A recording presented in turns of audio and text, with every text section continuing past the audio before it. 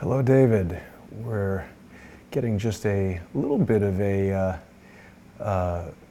sort of a late start here. Not late, but it's been such a busy day for me.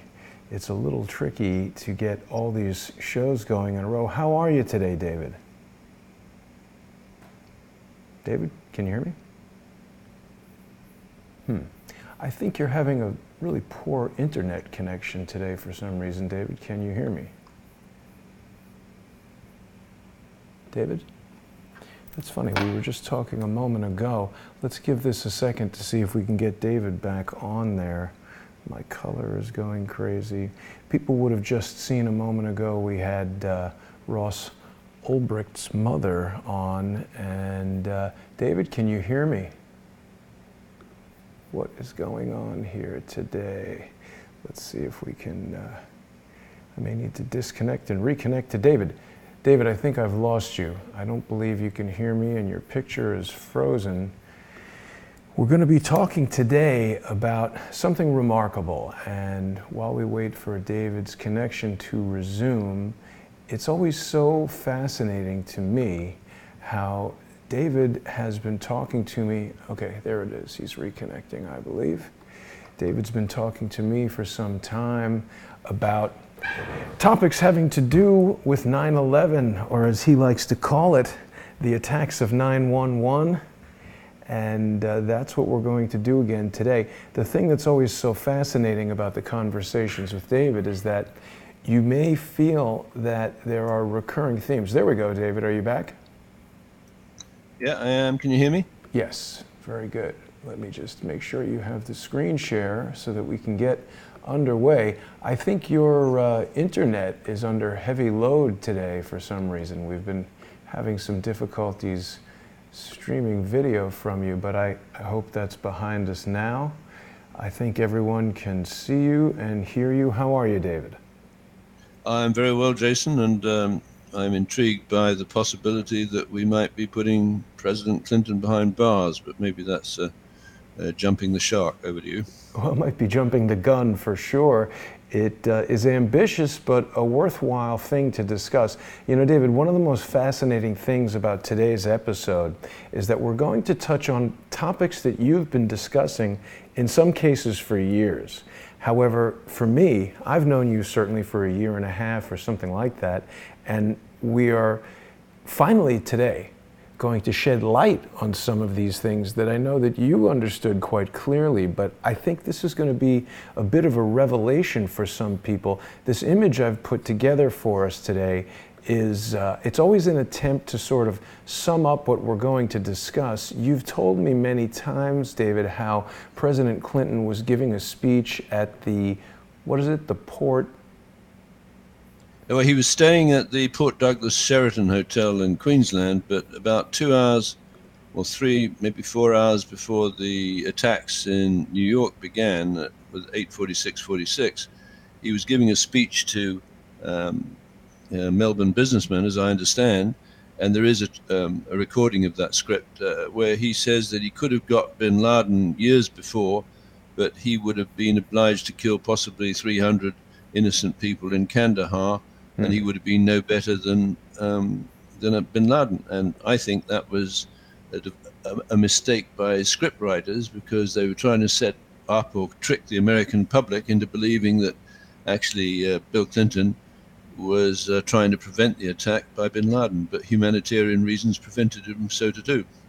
Yeah, that's absurd. I don't think humanitarian reasons ever stopped Bill Clinton from doing anything. His foundation never received legal authority from the IRS to be a tax-exempt corporation engaged in any activity other than the construction and maintenance of a presidential library in Little Rock, Arkansas. But of course we know that the Clinton Foundation and its various iterations have distributed pharmaceutical drugs around the world, the efficacy of which remains unknown, and in many cases it seems this was just a swindle with no regard for people.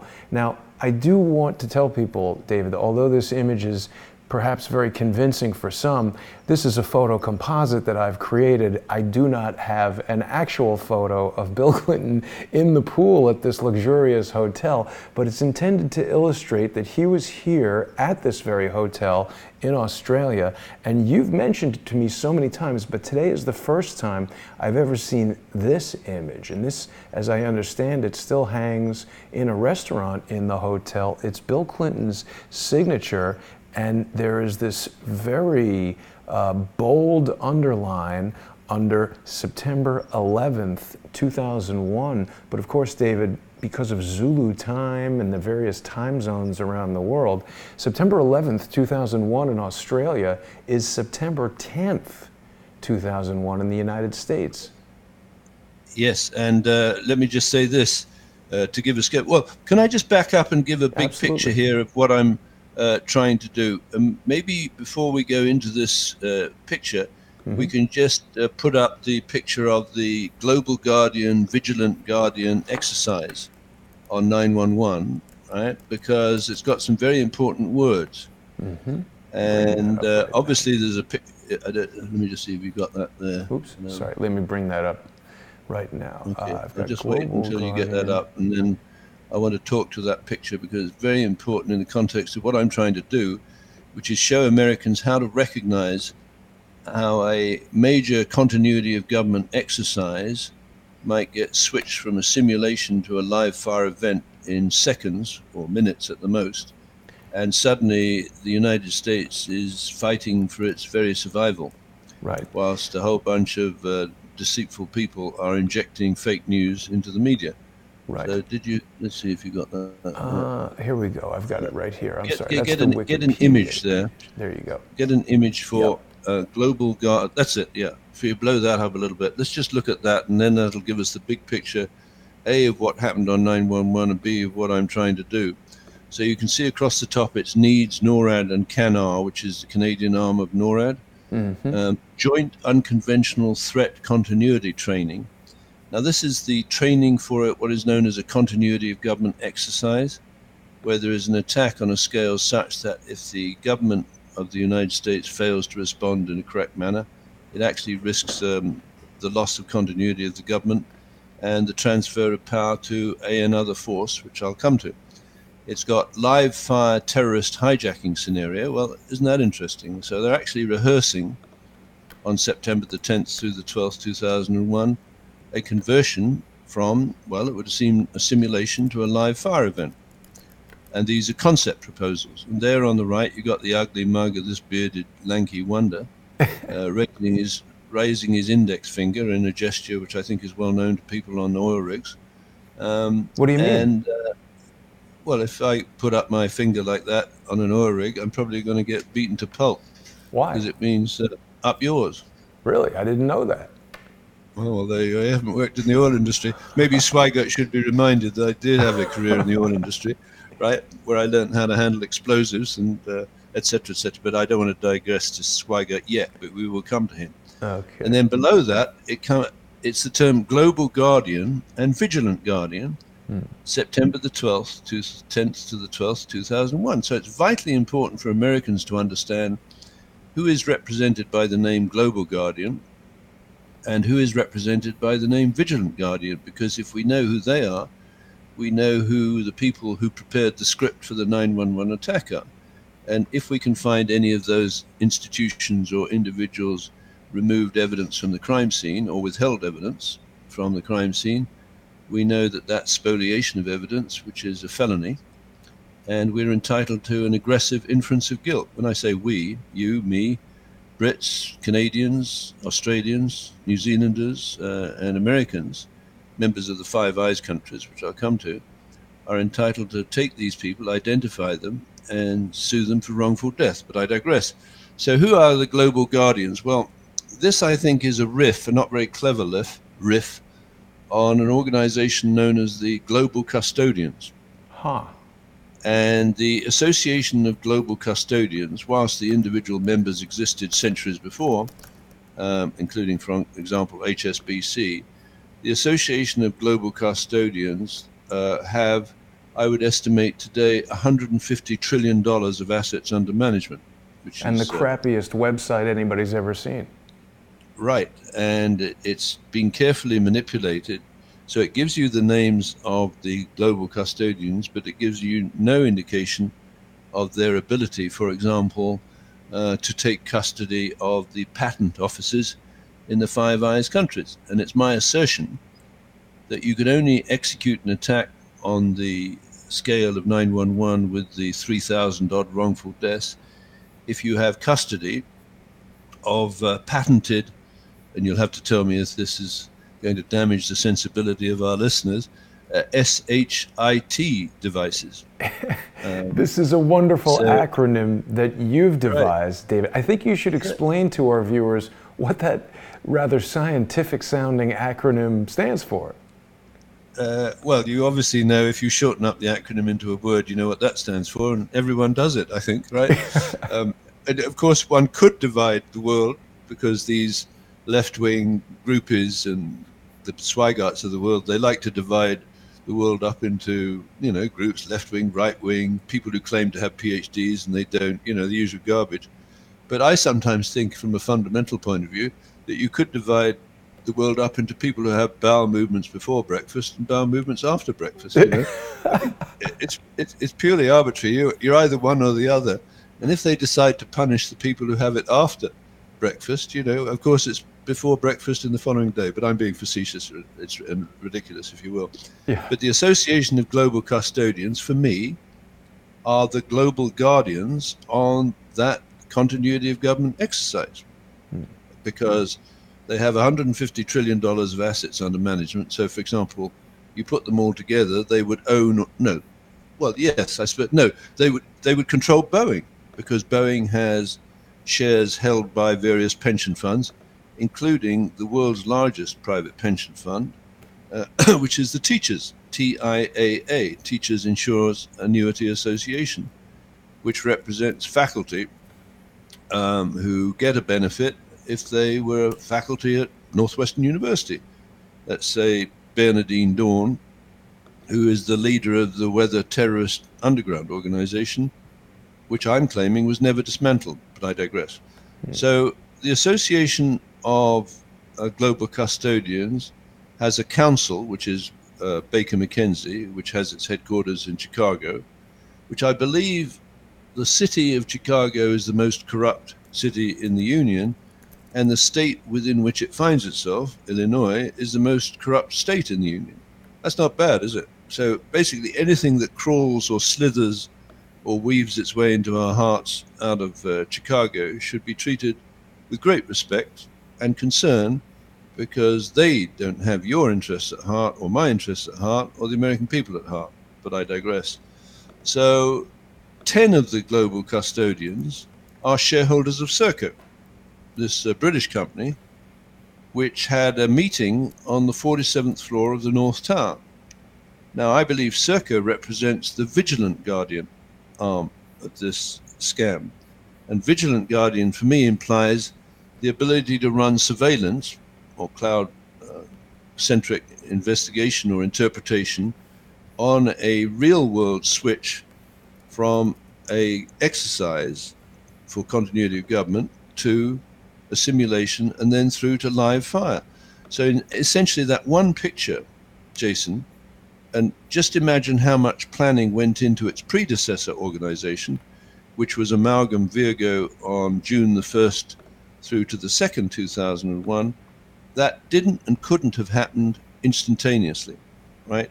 To put together an organization on that scale, or an exercise on that scale, requires at least, I would say, 12 months of planning. But the decision to switch from simulation to live fire may only require 1 minute or 1 second. Now, on 911, there were 21 fake radar injects on the NORAD screens. And the defense forces of the United States were basically paralyzed because they didn't know which of those simulations was real and which they should respond to. So in fact, by the time United 93 crashed in that field outside Shanksville, Pennsylvania, not one United States Air Force interceptor had eyeballed any one of the aircraft that had been allegedly hijacked. right? Yes. So now, Like a legend. so there's two components. There's Global Guardian that would have the financial custody, let's say, of patented S.H.I.T devices, and Vigilant Guardian, which have the people who knew how to operate those devices in a switch from simulation to live fire. But And here David, we have this. Go ahead. we've yet to explain the acronym, what it stands for. Oh, all right, shit.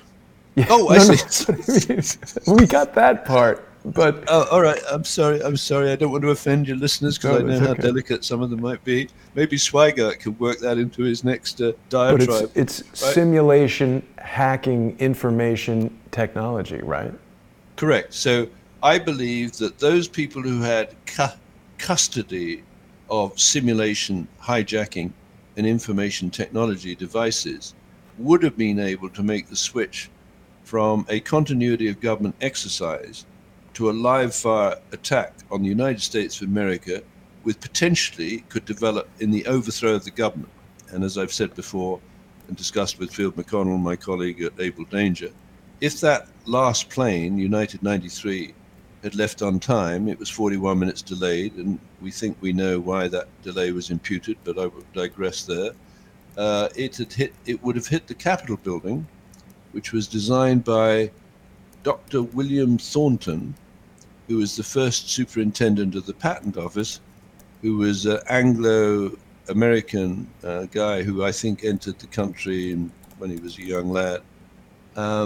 And he was probably pretty corrupt because a guy came along who wanted to patent a rifle.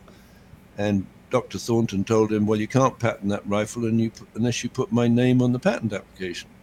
And this would have been around, I believe, the 1811 period. So it looks like the Brits got hold of the American Patent Office very early in the game, because 1811 was the year when N.M. Rothschild and Sons Limited, which is the investment banker for President Trump and Queen Elizabeth II and Serco, came into existence in London, making it the fifth oldest British bank. I digress. So you've got two elements to the exercise on 911, which I believe you and I can help the public understand and recognize when a continuity of government exercise is switched from simulation to live fire through the negligent, reckless, willful, or fraudulent use of patented S.H.I.T devices, where S.H.I.T stands for Simulation, Hacking, and Information Technology, of the kinds of technology which David Swigert is a master. Well, he's got a real head for it, David. You might even say he's a shithead. You got it, right? And his greatest claim to humor is David Squawkins, right? So he emphasizes that, or maybe my accent. Well, lots of people can poke fun at accents, Children do that. Yeah, exactly. And I have a phrase that sometimes I want to talk Australian, and I say, I was going down the road to Gundagai in my FJ Holden Ute, and this roo stuck its head at a bush, and I pulled out my old 3.0 and shot the shit out of it. So I could talk like an Australian roughneck, right? I've worked on the rigs, but I can talk like the way I've been raised to talk, and I know of no other way of expressing myself. I digress. Yeah. So there's two components of a successful switch from a major continuity of government exercise right across the United States of America to go to, or from, a simulation where you're training people to a live fire event where you're trying to overthrow the government. And if we can go back to that picture that we started with, of collage, I'd like to show you how I believe Bill Clinton's script writers may have staged such a switch from the safety of their hotel in Queensland. So let's take Bill Clinton's movements a few hours before the war game exercise got switched from continuity of government through simulation to live fire.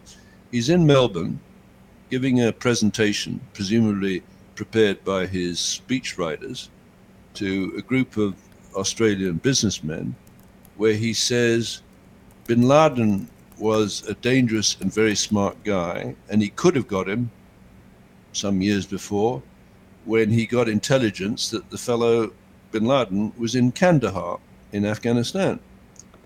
But the intelligence, and of course, let me do a riff on that, you cannot, let me tell Americans, you cannot have an intelligent intelligence service if you've got 18 quasi-independent intelligence services with their own budget and their own turf wars telling the president what's true.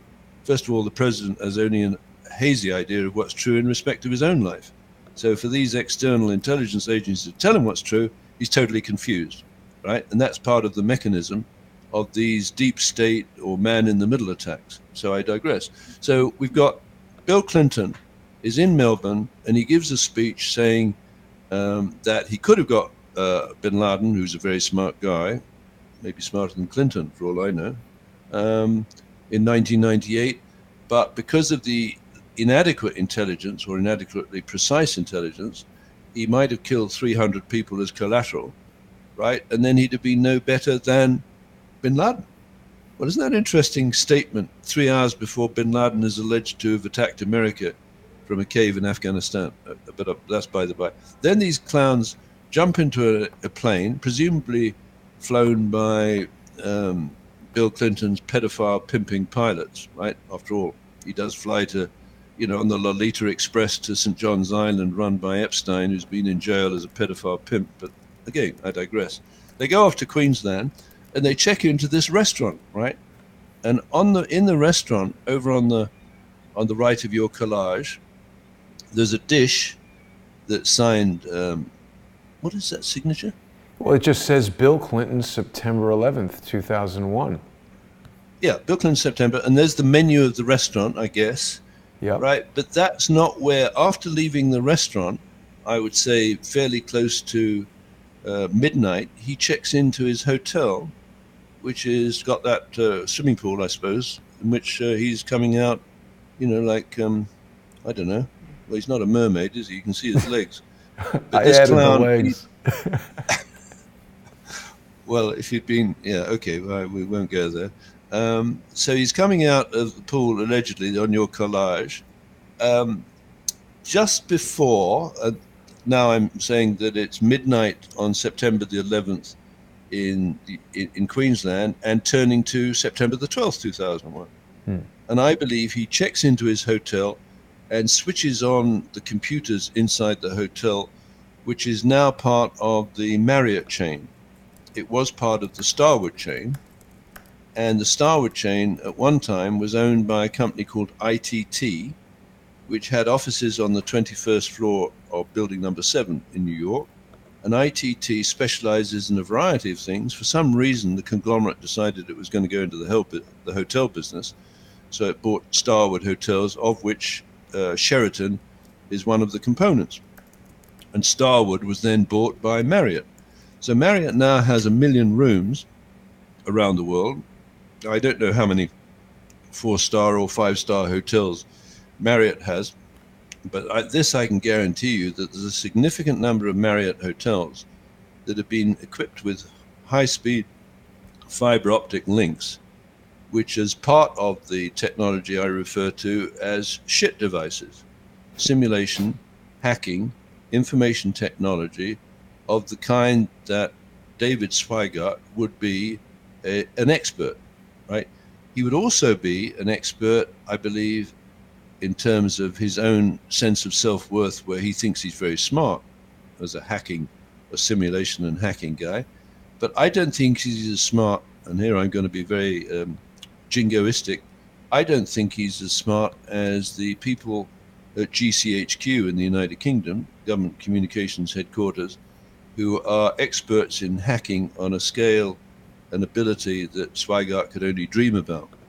So when Swigart hacks into, as an ethical hacker, quote, whatever ethical means, into the network that control the outcome of the continuity of government exercise, coming in behind Swigart, I believe, are some really seriously good and efficient hackers who would have been able to make that switch from to live fire, provided they had custody of the precision clocks needed to make that switch. And if you would, Jason, would you mind just flicking to the cover page of my website, reverse csiscripts.com. And if I can, I want to just help the audience understand how important precise timing is when you're trying to pull off an attack like that. So thanks very much. So you see on the map of the world, and I think this is a pre-World War I map, you have the All Red Line network, which is the network of undersea cables, copper cables, that connected the old empire. And the first leg of that was laid between Ireland and Newfoundland in 1858. The clock at the top of the line of longitude, if you scroll up a bit and zoom in there, was patented in 1852. And what the British government and its investment bankers, N.M. Rothschild, and some of the world bankers associated with the global custodians understand is, if you have a precise knowledge of time and your competition doesn't, you're going to win. And on 911, the Organization of Global Guardians, or Global Custodians, which are shareholders in Serco, knew time to an accuracy of 1 in a thousandth of a second. Whereas the poor victims in the Pentagon, I think they were looking up at the clock on the wall, which may have been 5 minutes fast or 5 minutes slow. And frankly, they lost.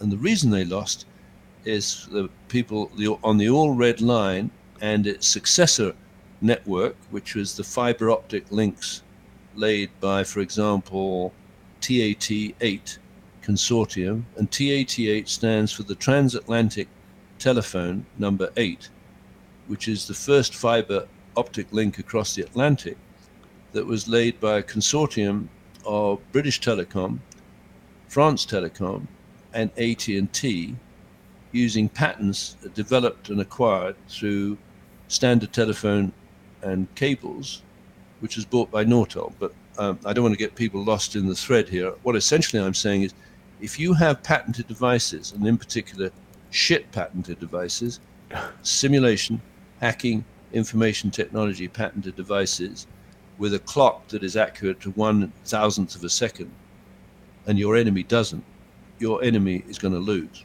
And America lost the war of 911 when Clinton's scriptwriters, I believe, activated the war game and activated the switch from a simulation to a live fire. Now, over on the left-hand side, you've got 4 frames from a video outside the camera. I think you pointed out that there's one frame you think is missing. Over to you, Jason. Well, yeah, I've seen this, sequence of frames many times, and you and I have spoken about it many times. I was not aware of this discrepancy with the September 12th, 2001, 1737 timestamp until you brought it to my attention, David. And you're telling us Zulu time, and of course September 12th would be the time in Australia or Dubai. What's the explanation for that again? Okay, so the date, I believe, for the Clinton scriptwriters or speechwriters, one and the same thing. And incidentally, let me just do a little riff on that. The intellectual property or copyright on those scripts would be handled by intellectual property lawyers, right? And they would endeavor, this would be my argument, to keep that script away from the public. So with that cover story of the Vigilant and Global Guardian war games, that's an element of the script, but the rest of the script, the detailed script, is being withheld from you, the American public, and, for example, the Friends of America around the world. To handle intellectual property, you need an intellectual property lawyer, right? There are 2 intellectual property lawyers that I believe closely involved with a Chicago-based attack on America on 911. One is Michelle LaVaughn Robinson, later to be called Michelle Obama, who was groomed at Sidley Austin for her role as First Lady by Bernardine Dawn, the leader of the Weather Underground terrorist organization.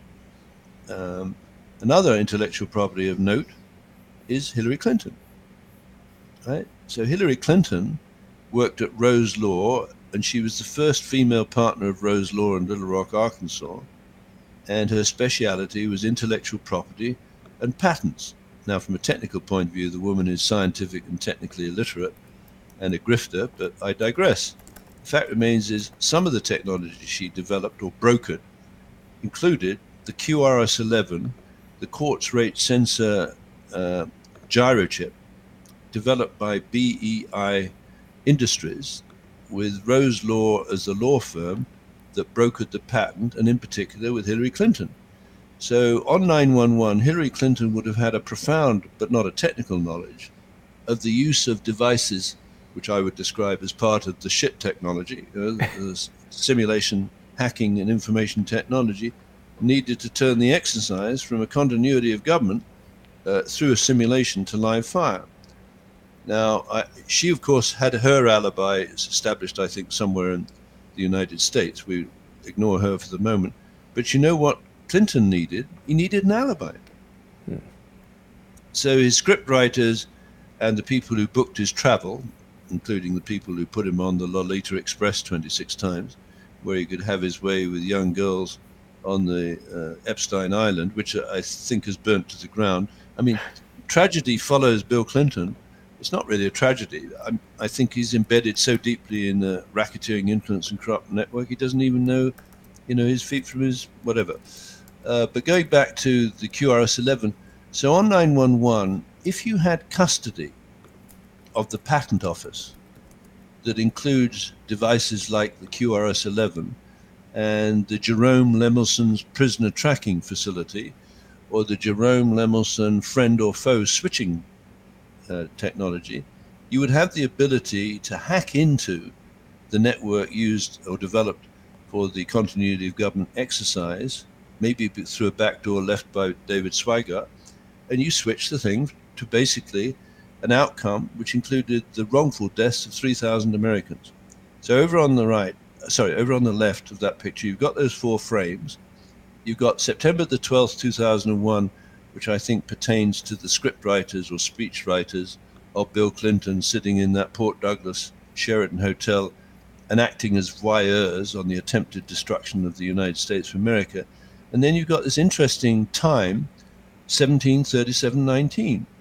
Now in Washington, D.C., at the Pentagon, it was 9:37:19 on the morning of 9/11. So where in the world would you be getting timing signals showing 17:37:19, and why these very precise indicators of the time which presumably Gerald DeConto, the duty officer of the Pentagon's U.S. Navy Command Center, and 124 of his colleagues were murdered. No autopsy. Basically, the Pentagon's U.S. Navy Command Center was decapitated, and the intent was to progress with the fourth plane hitting the Capitol building, in which case you'd have lost all of your congressmen and senators, and it would all be over by the shouting, right? So God spared America on 9/11, and maybe it's taken a long time, far too long in my opinion, for you and I to get together and help to communicate what is really not very complicated. This wasn't a terrorist attack, it was a criminal attack. And the criminals are still out there, and as far as I know, they're getting ready for the next attack. And 1737. So where in the world, if we accept that Serco's shareholders, including 10 global custodians, were meeting on the 47th floor of the North Tower of the morning on 9/11, where might Serco have some agents that would now allow them to feed precise telemetry timing signals to the guidance systems of the weapons platforms that took out the Pentagon and killed Captain Gerald DeConto and 124 of his colleagues, and somehow managed to remove evidence from the crime scene and make sure that no autopsies were done to determine whether or not those people who died as a result of a aluminum-hulled Boeing aircraft hitting them at 500 miles an hour. And incidentally, any pilot who flies a Boeing will tell you that if at 500 miles an hour at 15 feet elevation, you've got ground air turbulence that's going to tear the plane apart. So it wasn't a Boeing aircraft that hit the Pentagon. So let's come back. 1737, 19, I may have got my Eastern Standard Time mixed up a little bit. And incidentally, with that frame, you'll be able to find a picture of AMEC, a sign from AMEC on the right-hand side when it's being reconstructed, but I digress. 1737-19, as far as I can judge, was the time in the air traffic control tower of Dubai in the United Arab Emirates, where I used to live, incidentally. But the air traffic control tower in the United Arab Emirates has been operated by Serco for the last 50 or 60 years. So I think the script and the switch, or the decision to switch from the exercise, the simulation, to live fire was taken by Clinton's team in Queensland.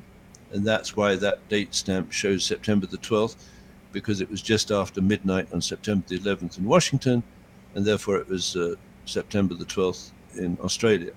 And 1737-19 comes from the transmission of telemetry signals from the air traffic control tower in Dubai by Serco agents through this network of fiber optic links into, for example, Chicago, to feed into the evil Batcave, so that the voyeurs and associated scumbags could sit in this evil Batcave and watch the attack on the Pentagon and determine whether or not there was enough assets of the United States degraded to the point where they could move into the vacuum created by, 535 dead congressmen and senators, the loss of the financial assets in the Twin Towers, and the military assets of the Pentagon's U.S. Navy Command Center. So that's quite a lot. Maybe I'll take a break in breath, and maybe you can jump in there and tell me if something needs further elucidation. Over to you.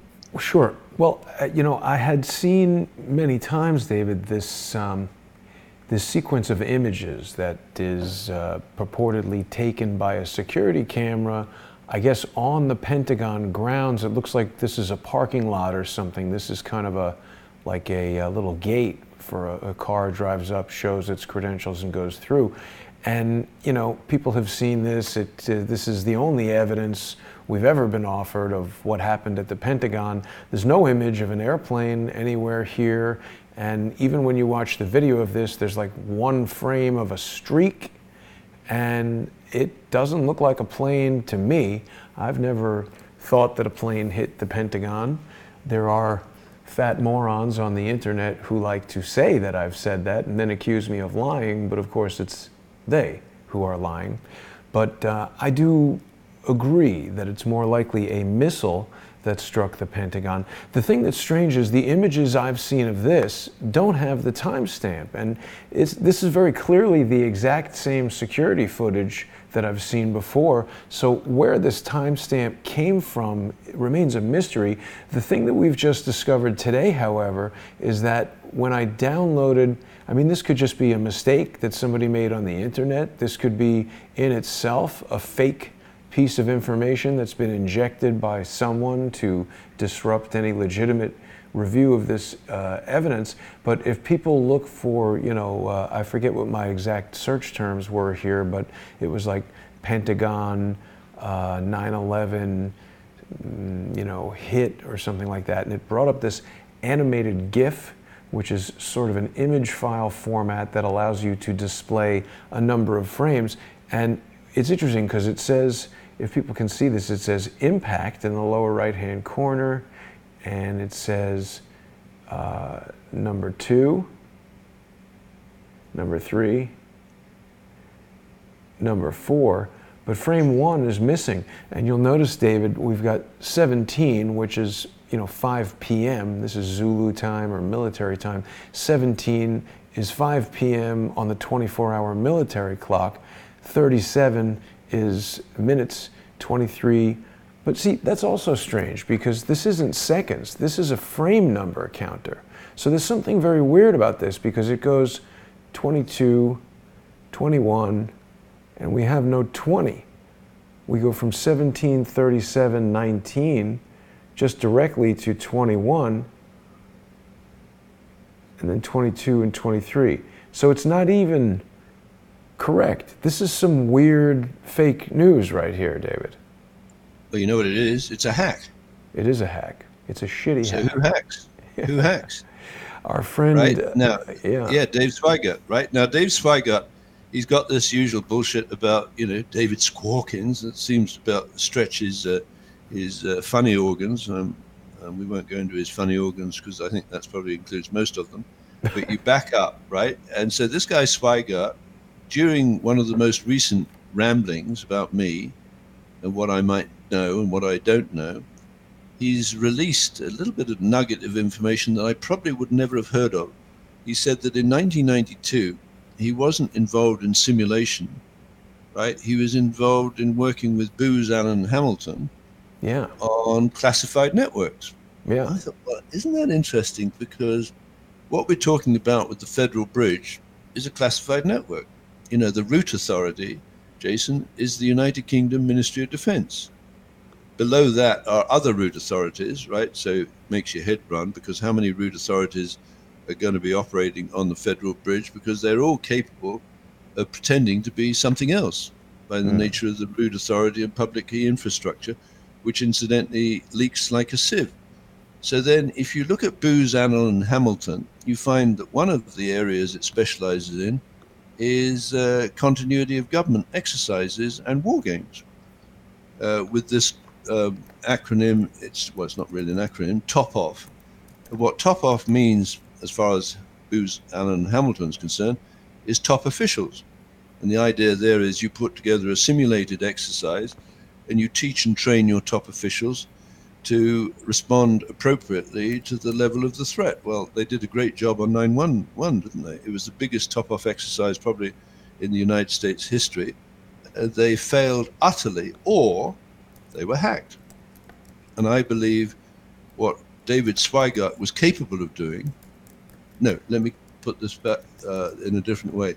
I think he was capable of hacking into the top-off exercise, right, but not capable of detecting whether someone was coming in behind him with the skill sets of the people at GCHQ in the United Kingdom, which is far superior to his.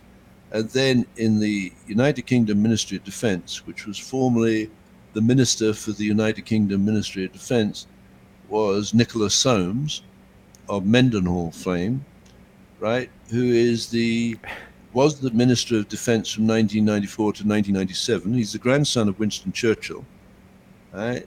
And his brother, Rupert Soames, is the Chief Executive Officer of Serco after Christopher Hyman stepped down in disgrace over the prisoner escort scandal.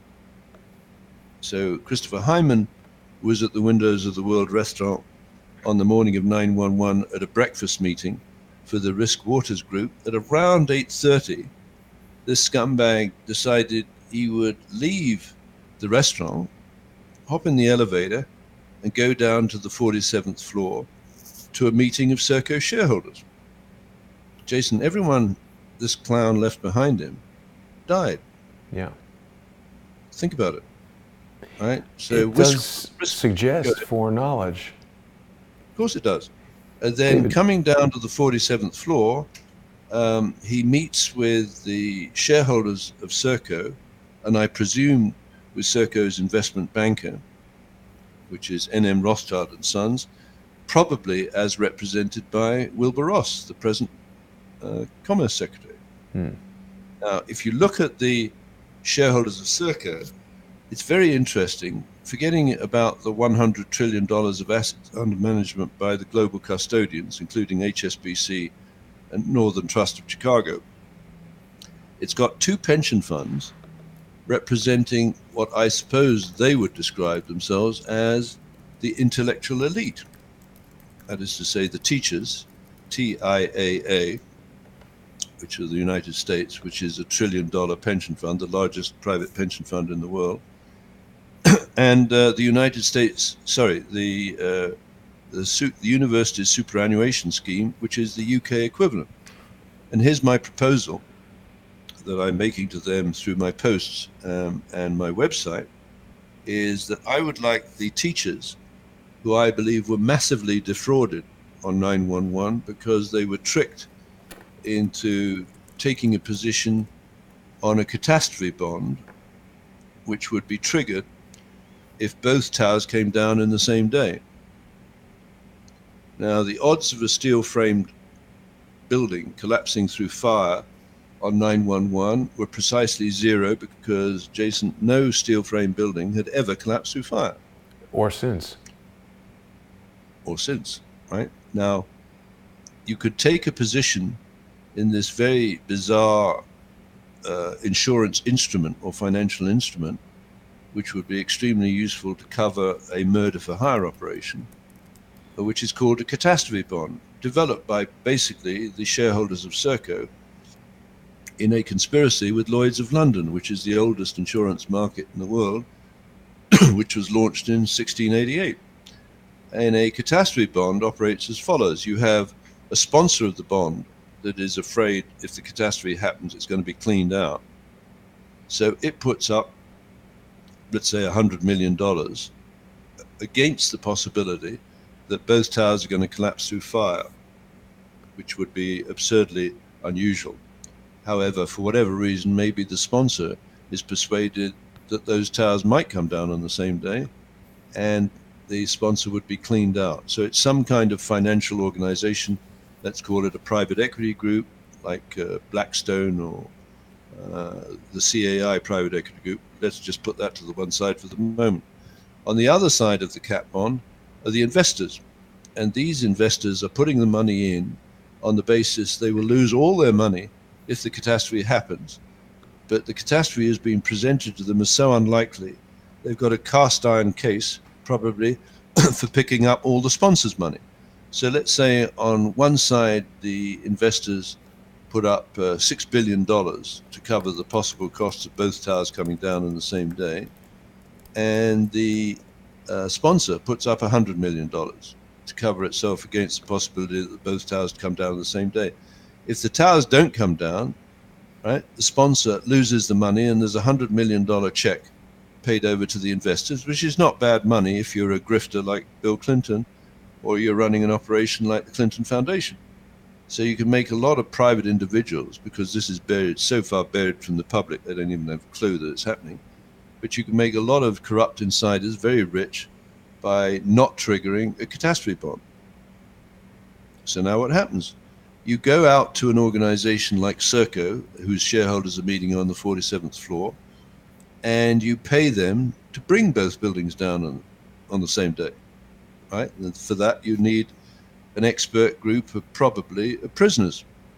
Well, Serco has a contract with the United Kingdom government for a prisoner escort service, and in the United States, Field McConnell's sister, Christine Marcy, effectively has set up the mirror image of Serco's prisoner escort service with Con Air, right? So she can deploy, or Serco can deploy, some really nasty and dangerous people from within the prison system, put them on a plane, fly them to Washington and New York, and have them assemble on, for example, on the lawn outside the Pentagon to pick up evidence of a criminal conspiracy to take out the United States Pentagon Navy Command Center on the morning of 9/11. So you can see how the catastrophe bond as a financial instrument is a very good device for concealing a global murder-for-hire network. Over to you.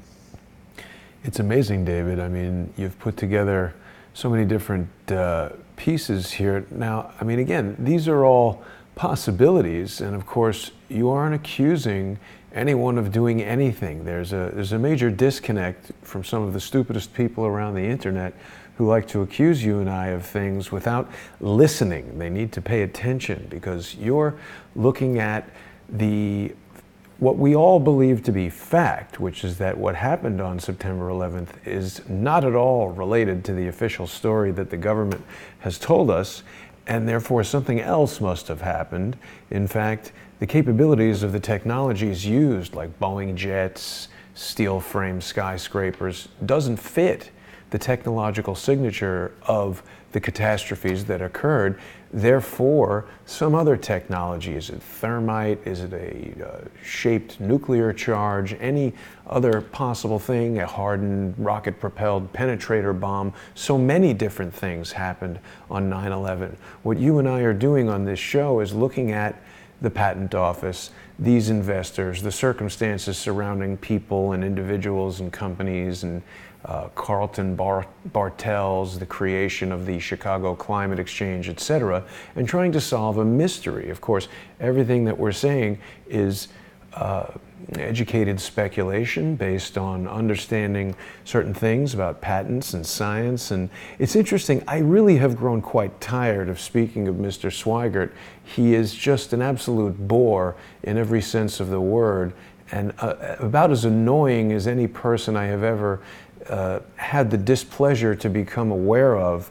He looks super goofy in this picture from his stupid book about ethical hacking. Again, the point is, whose ethics are we talking about? And there's a lot of subtlety to that phrase. Is he hacking ethics? Because if you're ethical and that gets hacked, you're in trouble. And if you are utilizing ethical practices while hacking, that might be good. But I don't trust this man, because virtually everything he's said has been untrue as far as I'm able to tell. They're in a regular practice of making up false stories, injecting false news, such as the false statement they've made, claiming that you've said you're a PhD, something I've never heard you say, and then they challenge that statement and challenge you to prove that you're a PhD. Well, that's like saying, Jason says he's a giraffe, go prove it. I've never said that, so obviously there's no proof of it. This is how they're manipulating things. This is how they're injecting fake news into the social media news arena. And, you know, David, forgive me, I've forgotten to discuss this at the top of our show, but of course on Wednesdays when you and I get together and talk about the Discovery CSI process, your reverse crime scene investigation process, we are doing this on YouTube and Periscope and Facebook and DLive and of course Patreon and now Subscribestar. I want to encourage people to visit your Patreon page, David. It's patreon.com/reverse CSI Storyboards. This is a page that people can become sponsors of, where you can pay even just a few dollars per month, and you can watch all the videos that David and I do together. David also independently is putting blog posts on there in which he's examining this evidence, speculating, and trying to figure out what happened. We invite people to join us in that process and share their information with us. It's funny that Mr. Swigert, in his attempts to disparage us, is actually revealing very useful information. I never knew anything about the Federal Bridge until you told me about it. I certainly didn't know that David Swigert worked for Entrust, but it's certainly a matter of public interest given that Entrust is on the Federal Bridge and it has this NFI route access. It's a non-federal intermediary, so we don't really know what that means, but the more he runs his dopey mouth, the more we seem to be finding out. So people can help us continue this process by going to patreon.com/reverse CSI storyboards and also patreon.com/crowdsource the truth. You know, David, some people have had some technical issues with Patreon. Some people disagree with Patreon's left-leaning politics. So I've also started a Subscribestar page. People can go to subscribestar.com/crowdsource the truth. And of course, anyone engaged in any activity, making video broadcasts for people to enjoy and or learn from or even criticize, we need an income. So the way you and I are earning money is through our sponsors, and we're not having major corporate sponsors who could financially influence a news broadcast in the way perhaps pharmaceutical companies and big oil companies and Boeing and Lockheed Martin influence large broadcast networks that are generally most people's source for news. So I, for one, find this process fascinating.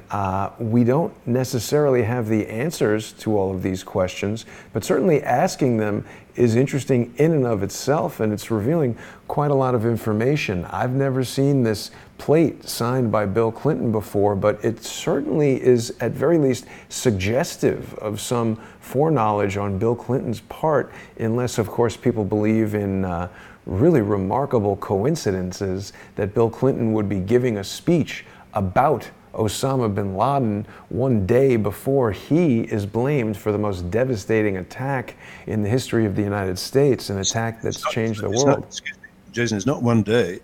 It's, I would say, 4 hours. Wow. Just remember General Alexander Haig, and then if I may, I'm going to take a few minutes to talk about this funding process. Remember, General Alexander Haig, 14 minutes after impact on the north face of the North Tower, is being interviewed. I don't know whether it's Fox News or so on. There's a nice convincing gash in the side of the north face of the North Tower that looks as though it might have been made by a plane. And he's asked, well, who do you think is behind it? And he says, well, I don't want to speculate, which means he is about to speculate. And he says, we know where to look. It's either the Palestinian or Bin Laden groups. Right. So 40 minutes. So he's talking from a script that I allege was prepared by Bill Clinton's script writers and screenwriters who travel on the pedophile pilot pimping network, immortalized with the Lolita Express. But I digress. Let me just come back to this idea. Sorry, David, let me interject one thing, because what you're talking about now, obviously the script portion of it is some speechwriter has written a speech for Bill Clinton. I think it's basically universally known that presidents generally aren't writing their own speeches, and most public speakers at least have someone helping them write a speech. So that's the script portion. And this, the news that features Alexander Haig, Bill Clinton delivering that speech, talking about bin Laden signing the plate, etc. That's part of the spin process, isn't it? We've got Bill Clinton spinning the story towards bin Laden in a subtle way. There's obviously going to be news reporting on virtually anything that Bill Clinton does. It's funny because I've observed that our favorite, well, our least favorite unethical hacker is also engaging in this spin process where they're making up stories, saying that you've lied, that you're a PhD according to them, but there's no evidence of it. And of course, you've never made that claim. So it's interesting to see how they follow the same pattern. Well, absolutely. And so then to inject the spin and the script requires a very sophisticated network, which is interesting because Zweigart's admitted to having worked with Booz Allen Hamilton on classified networks. But fast forward to 911, to inject a script on that scale, you've got to get the simulation inside a facility like the evil Batcave in Chicago, and then use the network to inject the script into the mind of the public. So lo and behold, we find that the evil Batcave is allied to the Northwestern University IT partnerships, which is the network that I believe was put together by the Weather Underground terrorist leader Bernardine Dawn. And then we find a connection through to Russia, to China, and in particular, for me, the BBC. Now, I happen to know, and I guess I'm still a good friend until we fall out, maybe over interpretation of what happened on 911. I'm a good friend of Greg Dyke, the former Director General of the BBC. When I lived in the UK, I used to play tennis with him. We ate together quite a lot, dinner and so on. Children played together. But Greg Dyke resigned after the Dr. Kelly, sexing up the dossier for invasion of Iraq. And he was the Director General of the BBC on 911. The only media outlet for the Northwestern University IT partners is the BBC. And the Northwestern University IT partners include the evil Batcave at the University of Illinois in Chicago. So there you have a direct link between large data sets, simulation, the technology of switching from simulation to live fire, and the injection of spin and stories through the BBC over the Northwestern IT partnership. But let me just back up about the funding that we get. I notice this clown, Dave Zweigart, says we're asking people for money on the unsubstantial claim that the people who were injured through the deaths of 911 can retrieve their money. That's, of course, a willful misrepresentation of my position. I think the people who have a near family connection with the people who died either at the Pentagon or the Twin Towers have a legitimate claim for wrongful death against the custodians of the patented S.H.I.T devices used on 911. Simulation, hacking, information technology. Sorry Right. about the acronym. Right? Now, what we're up against, you and I, is against the clowns like Swigart and this guy Kevin Marsden, or whatever he is, the tattooed clown who couldn't get a job with the SAS in the UK, so they booted him out. And now he's doing research on trying to prove that I didn't go to Cambridge, but that's kind of by the by.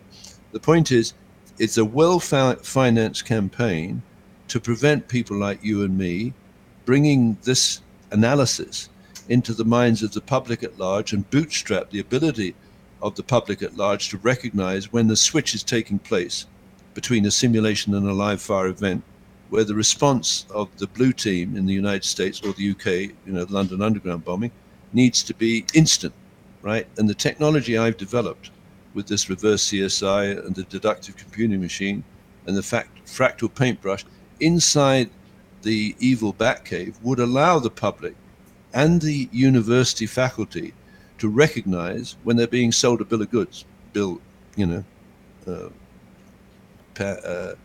Clinton is a bill of goods, right? Anyway, Well, not so backing up, good. what I want to see, and I'm immensely grateful for the money that I'm getting through the Patreon account. I'm very, very grateful. But what we need to do, the sponsors of you and I at your Patreon account and my Patreon account, if I can beg them, implore them, ask them, go out and get other people to look at what we're doing and recognize that we need to go viral. We're at a threshold because these clowns can switch from a simulation in a major event to live fire anytime. It takes a second.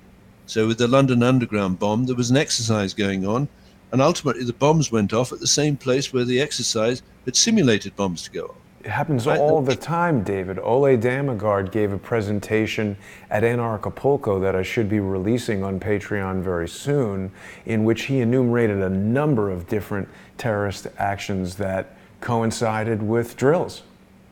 Exactly. So what they're doing is they've set up a defense or response organization legitimately, where the average person believes they're actually being trained to respond to, let's say, a lone shooter up at Bridgeport in Connecticut, right before an already dead guy is supposed to have gone into the Sandy Hook school and shot 183 bullets and killed 20 children and 6 staff. And the news about him, Adam Lanza, is then injected through the BBC into the international media. So suddenly we realize, or the public is told, oh, isn't it dangerous to hold these guns? We should take away the guns of these people. But the guns have been planted on these people. The Defense Ammunition Center in the United States is run by Serco. So every piece of munition that goes around the world is controlled by the third-party logistics provider, which is also the biggest air traffic controller, non-government air traffic controller in the world. It runs your patent office, and effectively it controls, well, the National Visa Center. So the muscle hijackers that came from Qasim province in Saudi Arabia through Dubai to pick up their visa, they pick their visas up from Serco. So Wow. you get my drift. So I think we need, and again, I implore people, it's not that we're being greedy, right? But we're up against an organization with $150 trillion of assets under management that can buy a dozen Swiggarts, right? With pocket money. He's for sale, right? He's a clown. But he is an expert on S.H.I.T devices, simulation, hacking, and information technology devices. And if you control the patents or have custody of the patents, you should be liable for the wrongful deaths of 911. So what I want to do is I'd like to see our sponsors, yours and mine, help us go viral, even if it's $1 a month or $5 a month. So we transition from, how shall I put it, a low-cost budget. And we're not going to waste money. But if Jason and I could get the kinds of funds necessary to go to the teachers' pension fund, that's $1 trillion pension fund, and say, look, you've got more money than you know what to do with. You're targets for racketeering. Why don't you fund an evil Batcave in every university and college around the world so students and faculty can detect when a bill of goods is being sold them and when a simulated exercise is about to turn into a live fire event where, for example, Mohammed Atta, I believe, was going to hire some crop spraying planes, and he could have sprayed anthrax, weaponized anthrax powder over Washington and made it uninhabitable. So it's a race against time, folks. It's not us pretending that there's a real danger out there. The danger is real. And if you look at that guy crawling out of the swimming pool, and what his signature on that's his. I call that Bill Clinton's alibi plate. Yeah. Right. It gave him an alibi. He's got September 11th written right on it, David. Exactly. So Bill Clinton, had nothing to do with it. I knew about Bill Clinton, Osama Bin Laden, how dangerous he was, but I couldn't take him out at the time because that might have killed a couple of hundred innocent victims in Kandahar. So he sits back and he watches, I believe. He actually watched, linked through to the evil Batcave in Chicago, the attack on his own country with an alibi. Over to you. Well, David, we're just about out of time here for today. There's a lot of trolls who come and visit our broadcasts, and you've spoken about the social engineering protection apparatus, which is another network that utilizes technology to perhaps identify us as a threat. There's a dope here named Matthew who is quoting Jeb Bush to President Donald Trump, who said, "You will never be president." And Matthew thinks we'll never go viral, so that's gotten him blocked. And David, I want to thank you for your humorous interpretation of the simulation hacking information technology. I want to remind people that they can go and visit reversecciscripts.com. This is David's new website. It's really a beautifully designed site, and just another one of the ways that David is communicating with the various users of the internet about the information that we are discussing and speculating about. And people are invited to join us. At the very least, share these videos that we're putting out on YouTube. I would also encourage people to go to patreon.com/reversecsi storyboards and become a sponsor of David. Please also visit patreon.com/crowdsource the truth and sponsor Crowdsource the Truth. I'm working very hard to bring people interviews and coverage of events that the mainstream news simply will not. And it takes a lot of travel and work and energy. So this is my job, and we are doing it for the viewers. So I want to thank everyone for joining us. I will be back live in just under 2 hours, where Charles Ortel will be closing in. So I hope people will tune in for that. And David, I'll see you on Friday, where we're going to offer a show that will be available only on Patreon and Subscribestar. So I hope that people will join us. Have a great evening, David. Thank you very much, Jason. Pleasure to be with you.